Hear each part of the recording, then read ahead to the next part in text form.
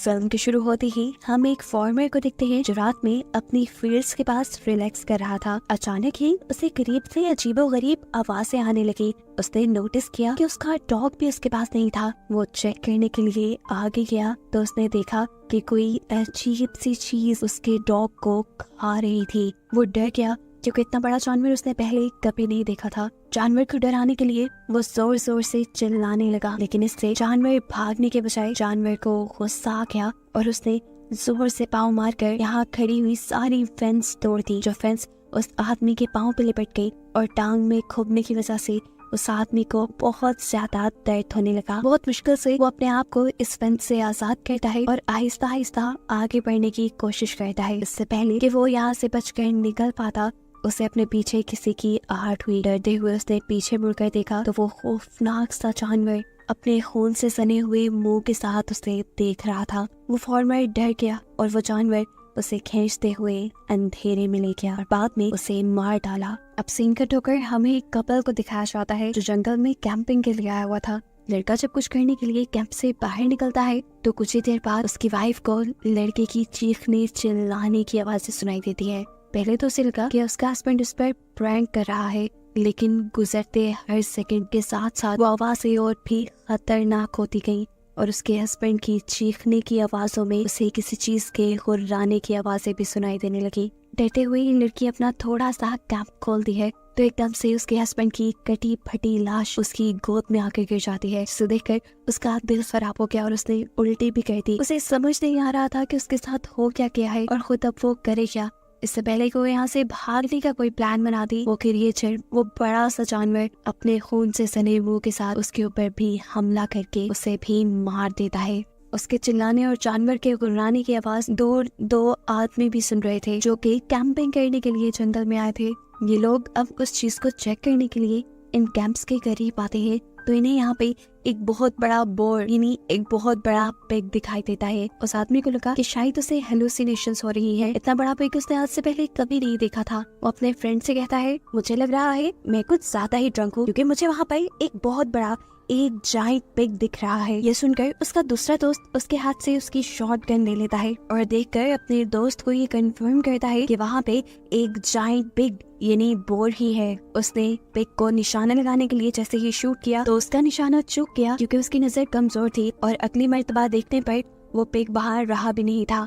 Pig के जाने के बाद ये लोग भी उस टैंक तक जाते हैं जहाँ जाकर इन्होंने देखा कि कपल की कटी फटी लाशें पड़ी थी जिनकी हालत उस पिग ने की थी और ये दोनों अब मर चुके थे। यहाँ का बाकी सामान देखते हुए केन को लगता है कि यहाँ पर 4 लोग होंगे और जरूर बाकी 2 कहीं भाग गए होंगे। वो अपने दोस्त ब्लू से कहता है, तुम जाओ जाकर शहर से मदद मांग के लाओ, मैं यहाँ पर रहकर बाकी सर्वाइवर्स को ढूंढता हूँ। टाउन की तरफ वापस जाते हुए ब्लू को अपने इर्द गिर्द से अब अजीबोगरीब आवाजें आने लगी थी। जैसे ही उसने डर कर पीछे देखा तो अब उसे वो बड़ा सा पिग अपनी लालची खूनखार नजरों से घूर रहा था। ये आदमी जान गया था कि अब वो नहीं बचेगा, इसीलिए वो टेंशन में भागने के बजाय वहीं पे रुक जाता है और वो पिग एकदम से उसके ऊपर हमला करके उसे मार डालता है। अब यही जंगल में हमें एक और कपल को दिखाया जाता है जिनके बारे में केन ने अंदाजा लगाया था कि यहाँ पर एक और कपल भी होना चाहिए। ये दोनों एक दूसरे को डरावनी स्टोरी सुनाकर एंटरटेन करने की कोशिश कर रहे थे, लेकिन तभी उनकी कहानियाँ हकीकत में बदल गई जब उन्हें अपने करीब से किसी के हुर्राने की आवाजें आई। हस्बैंड जब चेक करने के लिए कुछ आगे गया तब तो उसे कुछ नजर नहीं आया, लेकिन जैसे ही वो पीछे मुड़ा तो उसने देखा कि एक बहुत बड़ी सी क्रिएचर ने यानी उसी पिग ने उसकी वाइफ के ऊपर हमला कर दिया था। अब पिग उस लड़की के ऊपर हमला करने के बाद अपने बड़े से दांत उस लड़की की बैक में स्टैब करते हुए उसे हवा में उठा लेता है और ये सीन इतना ज्यादा क्रीपी था कि देखने वाला उसका हस्बैंड भी डर गया। देखने को मिला कि वो ठीक तरह से चल नहीं सकता था, लेकिन फिर भी उसने यहाँ से भागने की कोशिश की, लेकिन उसकी कोशिश नाकाम हो गई क्योंकि वो पिग एकदम से उसके मुंह के ऊपर भी हमला करके उसकी गर्दन को उसकी बॉडी से अलग कर देता है और ऐसे ये कपल भी मारा जाता है। केन जो कि इसी कपल को ढूंढते हुए यहाँ तक पहुँच गया था, उसने जब आकर देखा कि वो दोनों भी मर चुके हैं तो उसे बहुत अफसोस हुआ क्योंकि उसे उम्मीद थी वो एक और कपल की तो जान बचा ही लेगा। इस सब के दौरान अब केन के सामने भी वो बड़ा सा पिग आ जाता है। उसके मुंह से खून टपक रहा था जो उन्हीं लोगों का था जिनको इस पिग ने मारा था। इससे पहले कि वो केन को भी मार देता, केन उसे अपनी छुरी दिखाता है और सीन यहीं से कट होकर हमें अगली सुबह का सीन दिखाया जाता है जहाँ एक आदमी अपनी वैन लेकर इसी जंगल की तरफ बढ़ रहा है। चलते हुए अचानक उसकी गाड़ी वही पिग अपने दांतों से उठाकर फ्लिप कर देता है और ऐसे उसका बहुत बुरा एक्सीडेंट हुआ। इस गाड़ी के एक्सीडेंट की आवाज दूर तक फैली और हमें दिखाई दिया कि जो भी इस कार में था उसकी सिस्टर की फैमिली यही करीब कैंपिंग करने के लिए आई हुई थी और वो ये बात जान गए कि जरूर ये उसकी भाई की कार का एक्सीडेंट हुआ है। इस आदमी का नाम था बर्नी। अब वो लड़की अपने हस्बैंड और अपने सन इन लॉ को अपने भाई की खबर लेने के लिए भेजती है। देखने को मिलता है कि बर्नी को ज्यादा चोट नहीं आई थी, लेकिन उसकी कार का बहुत बुरा हाल हो गया था और उसकी कार के पीछे उसे कुछ बाल भी नजर आ रहे थे, जिसका साफ मतलब था कि उसकी कार पर किसी जानवर ने हमला किया था। वो इस कार से बाहर निकलना चाह रहा था, लेकिन उसका डोर बहुत बुरी तरह बंद हो गया था, इसलिए मुश्किल से पाँव मार मार कर वो अपनी कार को खोल देता है। बर्नी काफी गुस्से में था। वो अपनी गाड़ी से अपना वेपन निकाल कर उसे लोड करता है ताकि वो उस जानवर को मार सके जिसने उसकी कार को हिट किया था। यहाँ पर वो जो दो लड़के बर्नी को ढूंढने के लिए आ रहे थे, एकदम से उनके सामने वो पिग आ गया। डरने के बजाय ये दोनों ही हैरानी से उस पिग को देखने लग जाते हैं। एकदम से वो लड़का नोटिस करता है कि वो बोर यानी बड़ा पिग, उसकी आंखों में खून उतरा हुआ है, यानी वो किसी भी वक्त इनको नुकसान पहुंचा सकता है। डरते हुए वो लड़का अपने फादर इन लॉ को उस पिग की तरफ फेंकते हुए वहाँ से भाग जाता है और वो पिग बड़े ही बेरहमी से उस आदमी का सर अपने मुंह में लेते हुए उसका सर उसकी बॉडी से अलग कर देता है। दूर से आते बर्नी ने ये सारा नजारा अपनी आंखों से देख लिया था। वो उस पिग को भी देख चुका था और जल्दी से वो इस पिग के ऊपर निशाना लगाता है और गोली ठीक जाकर पिग को लग जाती है। अब यहाँ वो लड़का जो अपनी फादर इन लॉ का खतरे में डालकर वहाँ से भाग आया था, दूर से ही वो चिल्लाते हुए अपने फियांसी और उसकी मॉम को कहता है, भागो यहाँ से, भागो, यहाँ खतरा है। लेकिन कोई उसकी बात भी यकीन नहीं करता। वो लड़की उसे अपने डैड के बारे में पूछती है। वो लड़का बताता है कि उसके ऊपर एक बहुत बड़े बॉर ने हमला कर दिया है और वो मर गया है। लेकिन यहाँ ये दोनों खड़ी हुई हंस रही थी क्योंकि उन्हें लगा कि वो लड़का मजाक कर रहा है। लेकिन अगला ही सेकंड उनका ये ख्याल बदल गया क्योंकि पिग भागते हुए आकर उस लड़के को अपने मुंह में पकड़ते हुए वहाँ से भाग जाता है और वो लड़का उसके मुंह के अंदर ही मारा जाता है। ये सीन इतना खतरनाक था कि ये लोग पागल हो गए। वो लड़की अपने फियांसे की मौत देखकर बहुत ही ज्यादा परेशान हो चुकी थी। उसकी मॉम उसे यहाँ से ले जाने की कोशिश करती है, लेकिन जब वो नहीं जाती तो ठीक वक्त पर बर्नी यहाँ आकर इन तीनों को यहाँ से ले जाता है। वक्त बहुत कम था। अपनी जान बचाने के लिए बर्नी ने एक आइडिया सोचा और नदी को पार करते हुए फील्ड्स के दूसरी साइड पर जाने का डिसाइड किया, जहाँ दूसरी साइड से टाउन जरा करीब था। लेकिन वो जानता था कि वहाँ के रास्ते से भी टाउन तक पहुँचने में रात हो ही जाएगी। ये लोग भागते रहते हैं अपनी जान बचाने के लिए। बर्नी को ये लग रहा था कि उस बोर यानी उस बड़े से पिग को पानी से डर लगता होगा, लेकिन वो ये नहीं जानता कि ये पिग कितना खूनख्वार है। रात के अंधेरे में वो इन्हें दोबारा ढूंढ लेता है, जहाँ एक और मर्तबा उसे अनएक्सपेक्टेडली देखकर इन सब की जान निकल जाती है और वो बोर इनके एक साथी के ऊपर हमला करके उसे खा जाता है। वो तो मर गया था, लेकिन इन्हें भागने का मौका मिल गया। बर्नी की बहन अपने बेटे की मौत से बिल्कुल टूट रही थी, लेकिन बर्नी उसे जबरदस्ती लेकर भागता है और यहाँ उनकी किस्मत चल जाती है। करीब ही उन्हें एक लकड़ी का बना हुआ शेल्टर मिल जाता है, जिसके अंदर जाकर ये लोग थोड़ा सा सुख का सांस देते हैं। यहाँ पर आकर बर्नी की बहन और उसकी बेटी दोनों ही टूट चुके थे, क्योंकि अब तक उन्होंने अपने 3 खास लोगों को खो दिया था इस ट्रिप में।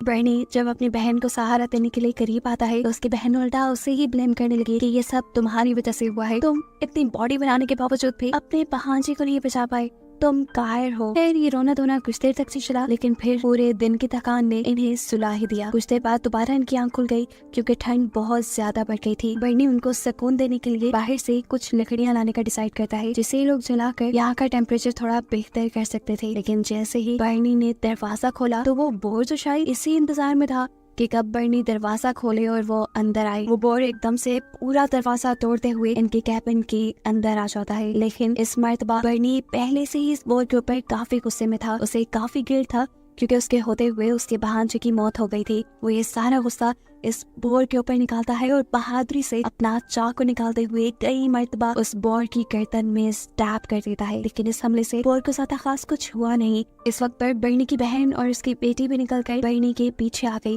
बर्नी ने उनसे कहा, भागो यहाँ से, मैं बोर को तुम्हारे पीछे रोकूंगा। ये सुनते ही वो दोनों यहाँ से भाग जाती हैं और बर्नी एक और मर्तबा उस बोर पर हमला करता है। लेकिन इस मर्तबा इस बोर ने भी अपनी सारी ताकतें दोबारा इकट्ठी कर ली थी, क्योंकि इस मर्तबा वो बर्नी को अपने दांतों के जरिए उठाकर दूर फेंक चुका था। इस हमले की वजह से बर्नी का चाकू भी गुम हो चुका था और अब उसके पास कोई वेपन नहीं था इस बोर से लड़ने के लिए। बर्नी हिम्मत नहीं हारता और उठकर जोरदार पंच उस बोर को मारता है, जिसके जवाब में बोर उसे उठाकर उसी कैबिन के अंदर फेंक देता है। जिस छोटे से कैबिन के अंदर बर्नी पहले छुपा हुआ था, अब पिग उसके ऊपर आ चुका था और उसे बस मारने ही वाला था। लेकिन यहाँ पर बर्नी ने अपनी सारी ताकतों को जमा करते हुए जहानत से उसके नीचे से निकल आया। वो इस कैबिन में रखी हुई हर ऊटपटांग चीज को बोर को मारते हुए उससे अपनी जान छुड़वाने की कोशिश करता है, जो उसके हमले थोड़े से उस पर असर भी करते हैं और बोर कैबिन से बाहर निकल आता है। अब बर्नी इस बोर का किस्सा तमाम करना चाहता था, इसलिए वो यहाँ पर एक लोहे की चीज उठाता है और जैसे ही बोर को मारने के लिए आगे बढ़ता है तो बदकिस्मती उसकी कि उसका पाँव स्लिप हो गया और वो ठीक जाकर गिरा उसी पिग के नीचे। अब पिग उसे कहाँ छोड़ने वाला था, वो अपना क्लॉ यानी अपना पाँव बर्नी के ऊपर रखकर उसे बुरी तरह जख्मी कर देता है। उसके बाद उसने बर्नी के साथ क्या किया ये नहीं दिखाया जाता, लेकिन सीन कट होकर हमें दिखाया जाता है कि बर्नी की सिस्टर और उसकी बेटी बहुत ज्यादा डरे हुए थे। भूख और सर्दी से बुरा हाल था उनका। ये लोग फैसला करते हैं कि अब ये लोग आग जलाएंगे, क्योंकि अगर ये मॉन्स्टर से बच गए तो ये सर्दी उन्हें मार देगी। आग तो ये लोग जला लेते हैं, लेकिन कुछ ही देर बाद वो मॉन्स्टर भी इनके सामने आ जाता है, जिसको आग ने ये ट्रक किया था। ये लोग डर गए, इन्हें समझ भी नहीं आ रही थी कि मॉन्स्टर से बचने के लिए क्या करें। ये लोग अपने हाथ में पकड़ी हुई छोटी छोटी सी मशाल से ही उस मॉन्स्टर को डराने की कोशिश करते हैं, लेकिन इन सब का उसके ऊपर कोई फायदा नहीं होता और वो यहाँ पर बर्नी की बहन की टांग पकड़ लेता है। इससे पहले कि अब ये बोर इन दोनों को मार देता, दूर से एक तेज रोशनी इन सब की आंखों को धुंधला कर देती है। बोर भी उसी रोशनी की तरफ देखता है और वो रोशनी तेजी से आकर उस बोर को हिट कर देती है। हमें पता चलता है ये एक कार थी जिसने इन लड़कियों की जान बचाने के लिए उस बॉल को आकर हिट किया था। इस लड़की का नाम था साशा, जो कि मूवी के शुरू में दिखाए जाने वाले ओल्ड मैन की बेटी थी और वो अपने डैड को ही ढूंढने के लिए इस टाइम यहाँ आई थी। देखने को मिलता है कि वो बोर अब खड़ा नहीं हो पा रहा था, क्योंकि इस हमले की वजह से उसके जिस्म की कई हड्डियां टूट चुकी थी, लेकिन वो अभी भी जिंदा था। तब बर्नी की सिस्टर अपनी फैमिली मेंबर्स की मौत का बदला लेने के लिए साशा की कार से एक गन निकालती है और धड़ाधड़ का ये फायर उसके ऊपर कर देती है, लेकिन ये बोर अभी भी नहीं मरता। तब उसकी बेटी उसके हाथ से गन लेती है और एक निशाना उस बोर की आंख पे लगाती है। इसके बाद हमें देखने को मिला कि वो बोर गिर चुका था, उसने हिलना बंद कर दिया था, शायद वो मर गया। ये लोग अब और खतरा मोल नहीं ले सकते थे। जल्दी से ये लोग साशा की कार में बैठते हैं और इस जगह से बाहर निकलने की कोशिश में लग जाते हैं। रास्ते में इन्हें बर्नी में दिख जाता है, जिसके बारे में सबको लग रहा था कि वो मर गया होगा, लेकिन वो बहुत ज्यादा जख्मी था। ये लोग यहाँ से बाहर निकल जाते हैं ये सोचते हुए कि इन्होंने उस बोर को मार दिया और अब खतरा टल गया, लेकिन ऐसा नहीं था, क्योंकि दो जिंदा बोर अभी भी इनको जंगल से जाता हुआ देख रहे थे। और आगे इनके साथ क्या होने वाला था, इसी मिस्ट्री के साथ ये मूवी यहीं पर एंड हो जाती है।